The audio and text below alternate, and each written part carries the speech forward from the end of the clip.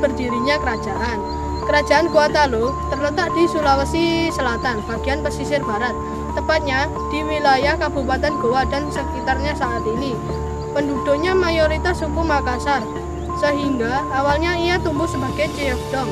Pemimpin pertama dalam beberapa catatan adalah Tumanurung Bainea yang merupakan penguasa lokal Goa pada abad ke-14, tepatnya tahun 1320.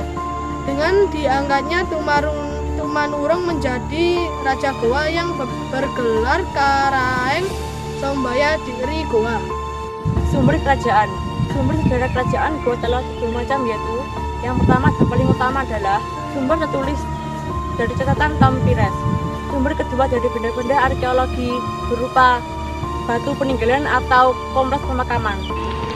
Gua Talo sejak sebelum menjadi kerajaan berbasis Islam kerap berperang dengan wilayah lain di Sulawesi Selatan. Bone, Wojo, Sopeng, dan Luwu adalah beberapa kerajaan lokal yang kerap bermusuhan dengan Gua Talo. Memasuki masa Islam, Gua Talo menyebar pengaruh Islam ke Bone dan Wojo antara tahun 1610 sampai 1611. Hal ini menjadi bagian dari penguasaan Gua Talo atas wilayah mereka. Pertentangan ini terus berlangsung sampai pada akhirnya Gua Talo harus berhadapan dengan kerajaan-kerajaan lain yang disokong VOC. Kehidupan ekonomi Gua Talo. Gua Talo disebut-sebut kaya akan beras putih dan bahan makanan lainnya yang diperdagangkan. Mereka juga menjual kapur barus hitam yang ditukar dengan berbagai komoditas wilayah lain. Gua Talo mampu menjalin perdagangan dengan Jawa, Maluku, Malaka, dan bahkan sampai ke India dan Cina.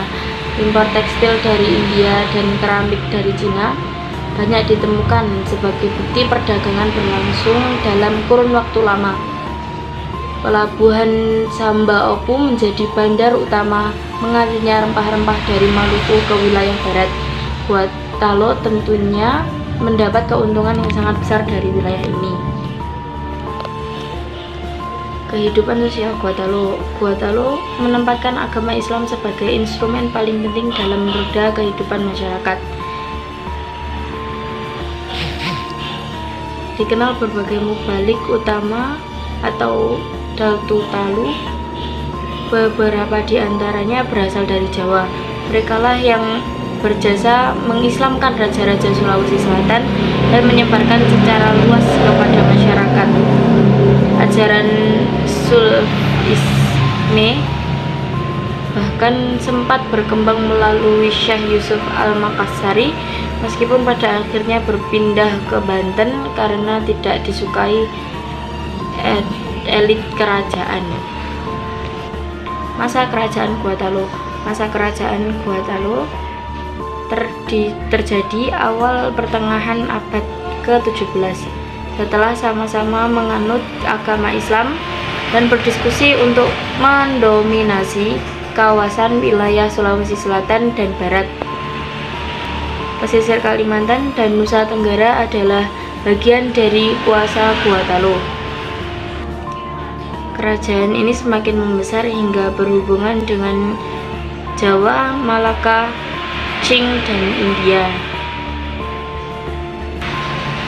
Gua Talo.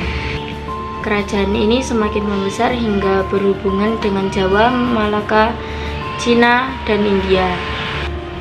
Kapur barus, beras, dan bahan makanan lain adalah komoditas Gua Talo.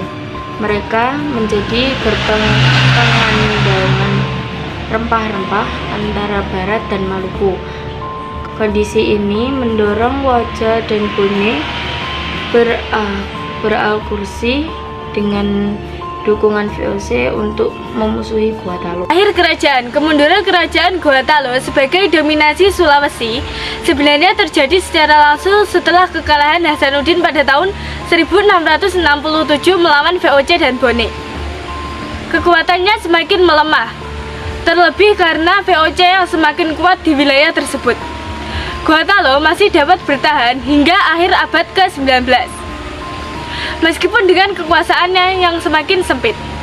Pada tahun 1895, pemerintah kolonial Hindia Belanda mulai gencar melakukan penaklukan di wilayah Sulawesi. Riwayat Goa Talo berakhir ketika Karaeng Lempang Parang Sultan Husain. Peninggalan Kerajaan Goa Talo. 1. Benteng Somba Opu. Benteng Somba Opu merupakan benteng sekaligus pusat perdagangan atau pelabuhan bagi Goa Talo. Ia menampung semua rempah-rempah dari timur untuk diperdagangkan ke seluruh dunia. Benteng ini sempat hancur setelah dikuasai oleh VOC pada tahun 1669. Akan tetapi, kemudian direkonstruksi kembali pada tahun 1990 dan menjadi situs sejarah penting di Goa. 2. Batu Tumanurun. Situs ini adalah makam bagi beberapa raja-raja Goa Talo. Salah satunya adalah Sultan Hasanuddin. Tempat ini juga disinyalir sebagai tempat pelantikan raja. Tempatnya berdekatan dengan Masjid Tua Katangka dan dugaan Istana Tamaleta. 3. Benteng Ujung Pandang. Benteng Ujung Pandang adalah instalasi pertahanan Goa Talo di pesisir barat, dibangun pada masa kekuasaan Raja Goa ke-9, Karaeng Lakium. Semula berbahan tanah liat, kemudian direkonstruksi oleh Sultan Alauddin atau Raja ke-14 dengan batu padas. Benteng ini diubah namanya oleh Cornelis Stillman menjadi Fort Rotterdam dan berfungsi menjadi gudang penampungan rempah bagi VOC.